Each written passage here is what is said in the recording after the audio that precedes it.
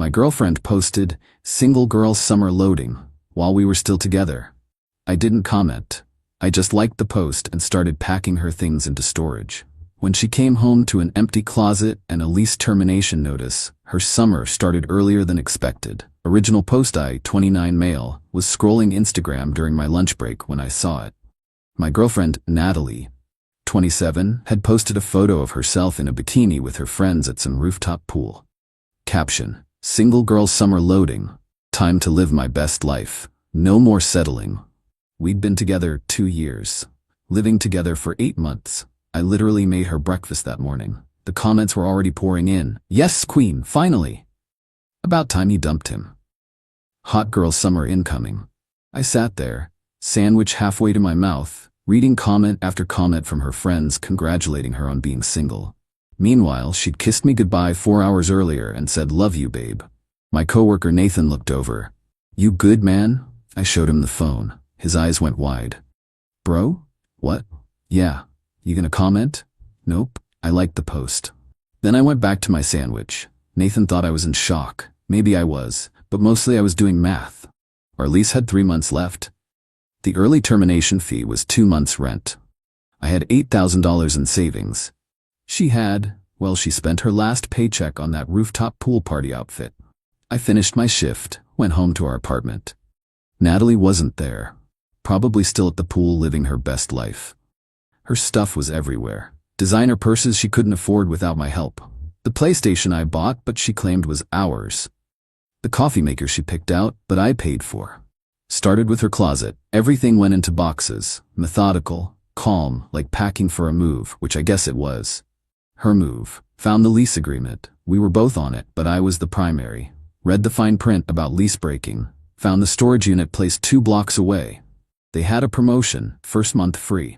By 6 p.m., I had rented a storage unit, packed 6 boxes of her clothes, boxed her makeup collection that took up our entire bathroom counter, carefully wrapped her live, laugh, love wall decorations.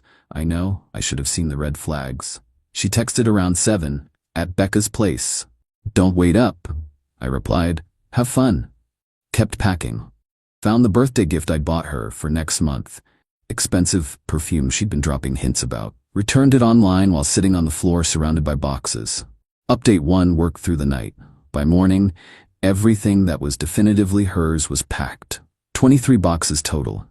The apartment looked sparse but clean, like when I first moved in before she arrived. Took the day off work, rented a U-Haul. 4 trips to the storage unit. The guy working there raised an eyebrow at the amount but said nothing. Gave me the lock and key. Natalie finally came home at 2 p.m. the next day. Still in yesterday's clothes, sunglasses on, clearly hungover. "Babe, crazy night. Becca's boyfriend brought his friends in." She stopped, looked around the near-empty apartment. "What? Where's my stuff?" "In storage." I handed her the key and the address. "First month's free." Her hungover brain struggled. "Storage? Why is my stuff in storage?" "Well, you're single now. Congrats on your summer, by the way." The sunglasses came off. "What are you talking about?" I showed her the Instagram post. Her face went pale, then red. "That was just, it didn't mean anything. It was for the pics, you know how social media is." "Right, which is why all your friends congratulated you on dumping me." "I didn't tell them we broke up." "No? So single girl summer, and no more settling means what exactly?" She tried to deflect. "You're overreacting. It's just an expression." "Cool, well here's another expression. Lease termination." I handed her the notice I'd filled out. "I'm ending the lease. 60 days notice starting today. You'll need to figure out where you're living for your single summer." "You can't do that. We're both on the lease." "I'm the primary leaseholder." "Already talked to the office. You can take over the lease if you qualify on your own. Spoiler alert, you need to make 3 times the rent." She made $2,200 a month at her retail job. Rent was $1,400. This is insane. Over an Instagram post? "Natalie, you announced to everyone we know that you're single while living in my apartment, eating food I buy, using utilities I pay for. You wanted to be single? Wish granted." She started crying, but not sad crying, angry crying. "You can't just throw me out. I have rights. You have 60 days. That's your rights." Then came the bargaining. "Baby, please, I'll delete the post. I'll tell everyone it was a joke." Already screenshotted, plus Becca reposted it to her story with "finally free," so that ship has sailed. She switched tactics, started yelling about how I was controlling, abusive, manipulative, how this proved she was right to want to be single. Okay, so we agree, you should be single. She grabbed her phone, started texting furiously.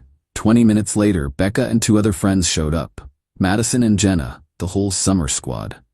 Becca immediately started in. Are you seriously kicking her out over a caption? Toxic much? She announced she was single. I'm respecting her decision. Madison jumped in. It's called having fun. Not everything needs to be so serious. Right, and now she's free to have all the fun she wants, somewhere else. Jenna tried the sympathy angle. But where will she go? That's a great question for single Natalie to figure out. Natalie was rage-packing what little remained. Toiletries, phone charger, the coffee maker. I let her think it was hers. I'm going to stay with my mom. She'll see how crazy you're being. Good idea. Tell Patricia I said hi. They left in a fury of door slamming and muttered insults. Becca shouted something about small dick energy. Madison said I'd die alone. Jenna just shook her head like I was pathetic. 20 minutes later, Patricia called. Update 2. Patricia, Natalie's mom, started soft. Honey, Natalie's very upset. What happened? I sent her the Instagram post. Long pause. Oh.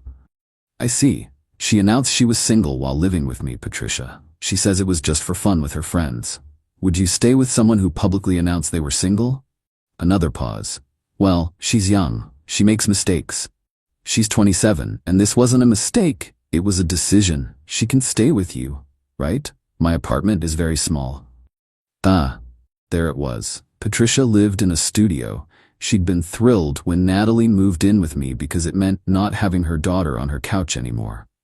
Well, I'm sure you'll figure it out. The storage unit is paid for 1 month. After Patricia, the calls started. Natalie's brother, her cousin, even her hairdresser, who she was apparently crying to during an emergency appointment.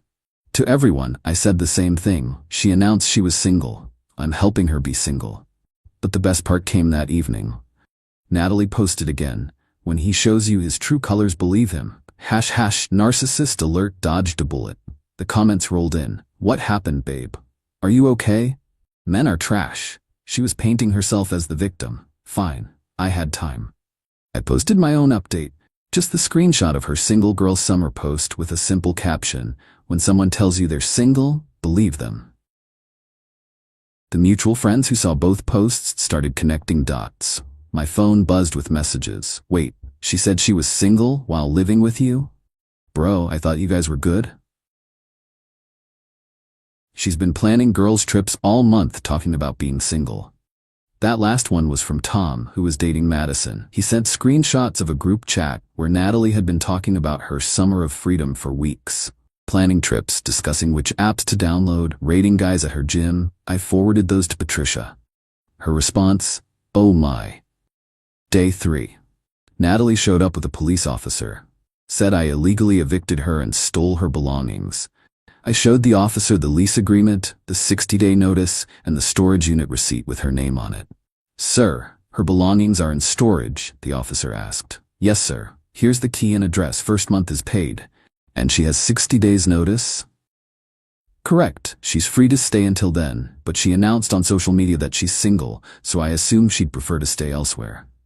The officer looked tired. Ma'am, this is a civil matter. He hasn't illegally evicted you.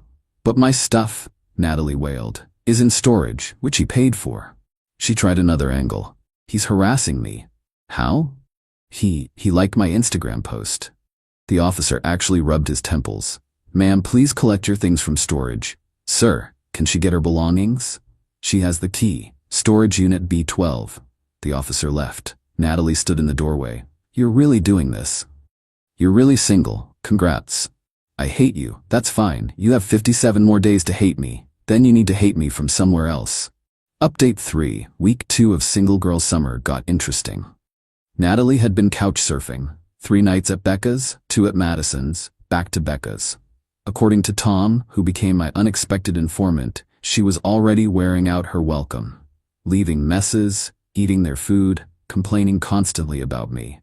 Then she realized something important. Her mail still came to the apartment, including her paycheck. She hadn't set up direct deposit despite me telling her to for months. She texted, "I need to get my mail. It's in the mailbox. You have a key. The mailbox is locked. Use your key?" You changed the locks. On the apartment, not the mailbox. Turns out she'd lost her mailbox key months ago and had been using mine. She had to go to the post office, prove residency, awkward since she'd announced she didn't live here, and pay $25 for a new key. But here's where it got petty. Her gym membership auto-renewed. The card on file expired. They emailed the account on file, the one I'd set up for her because she wasn't good with that tech stuff. I forwarded it to her. "Thanks," she texted. "No problem. B2W, you'll need to update all your accounts. That email address is shutting down in 30 days. "What? You can't do that. It's on my domain. Natalie at my domain. You're not at my domain anymore." She called screaming. I didn't answer. She texted 43 times in an hour. I responded once, "Gmail is free." Then Tom sent me something interesting. A screenshot from Tinder. Natalie's profile. Fresh out of a toxic relationship, ready to find a real man who can handle a strong, independent woman. The bio included, 5'7", yoga enthusiast, foodie, must have your own place, staying with mommy is a red flag. Love travel and wine tasting, no broke boys. I laughed so hard I nearly choked. She was staying on couches and had $47 in her account. Tom's girlfriend Madison had complained about Natalie asking to borrow money. Day 18. Natalie tried a new strategy. She showed up at 11 p.m., drunk, crying. "Derek, please, I miss you. I miss us. You're drunk? Go home. This is my home. Our home. For 42 more days, then it's just my home. I made a mistake. One stupid post." And weeks of planning your single summer in group chats and a Tinder profile and telling everyone I'm toxic. Her eyes widened.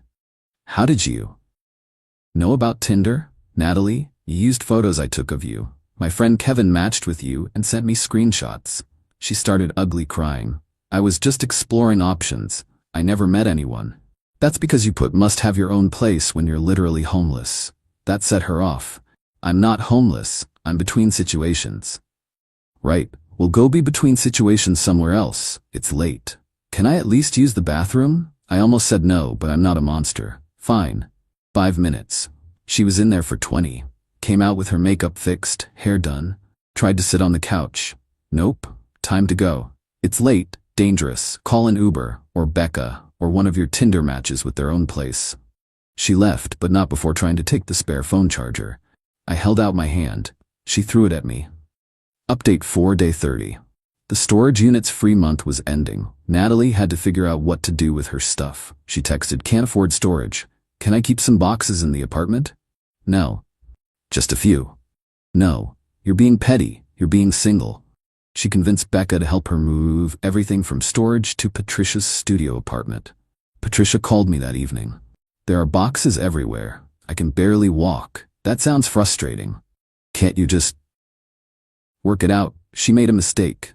Patricia. She planned this for weeks, told everyone she was single, made a Tinder profile. This wasn't a mistake, it was a choice. "But she loves you." "She loves my apartment and stability. There's a difference." Patricia sighed. "She can't stay here long term. She's an adult with a job. She'll figure it out." Day 35. Natalie found a room to rent, $800 a month in a house with 4 other people. 1 bathroom. The landlord was Stan, a 58-year-old who'd already messaged her on Instagram with, "Hey beautiful." She texted, "This is your fault. I have to live with creeps because of you. You wanted independence. This is what it looks like. I can't afford this and food and transportation. Budget better. Help me." No. She tried manipulation. "If you ever loved me, you'd help. If you ever respected me, you wouldn't have announced you were single on Instagram." Day 45. Tom told me Natalie had been fired from her job. Apparently, she'd been calling in sick, constantly, hungover, showing up late, and spending her shifts crying in the bathroom. The final straw was when she tried to promote her side hustle, selling makeup she couldn't afford to buy in bulk to customers. She didn't tell anyone for 3 days. Just kept leaving Patricia's place like she was going to work. Becca finally posted about it. "If anyone knows of job openings, my girl needs opportunities. She's amazing at sales and customer service." The comments were less supportive than expected. Didn't she just get fired? My boyfriend said she was always on her phone at work. Good luck, but maybe she should focus on stability? Single girl summer was not going as planned. Day 50.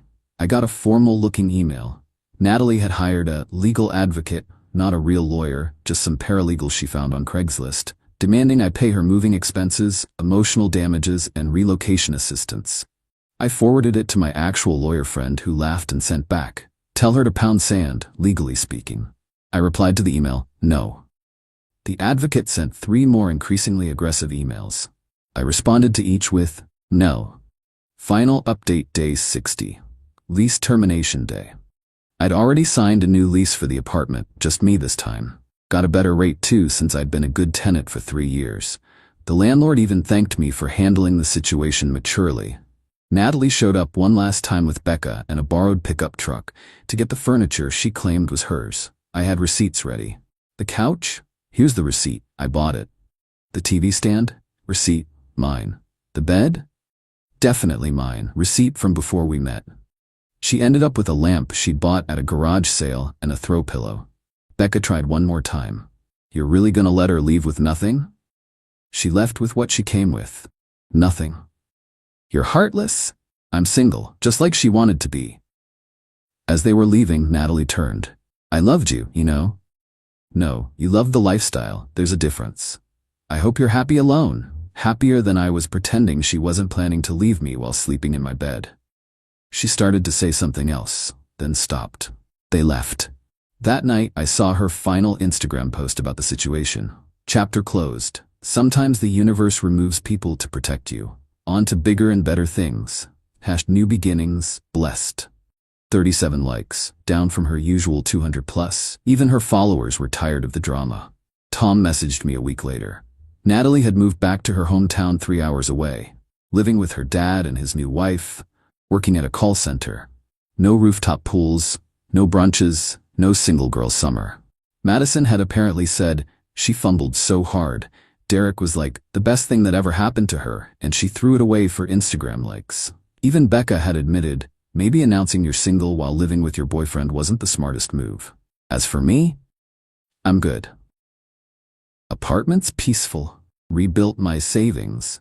Actually started dating someone. Met her at a coffee shop when she complimented my book choice. She doesn't have Instagram. Found out last month that Natalie tried to come back. Showed up at my building but couldn't get in. Changed the entry codes. Left a letter with the doorman about how she'd grown and learned and deserved a second chance. I didn't respond, but I did hear from Patricia. Natalie's still in her hometown. Still single, still posting about being a boss babe and knowing her worth while selling protein shakes to her high school classmates. The kicker? Her bio still says, "No settling." Guess she got what she wanted. No settling, no apartment, no stability, no relationship. Just that single girl summer that turned into a harsh winter reality. Someone asked if I regret not giving her another chance. Here's the thing. When someone shows you who they are, believe them. She showed me she was someone who'd publicly humiliate me for social media validation, who'd plan her exit while taking my support, who'd rather look single for strangers online than be partnered in real life. That's not someone you give second chances to. That's someone you let live with the consequences of their choices. Her single girl summer? It started exactly when she wanted it to. It just came with a price tag she couldn't afford.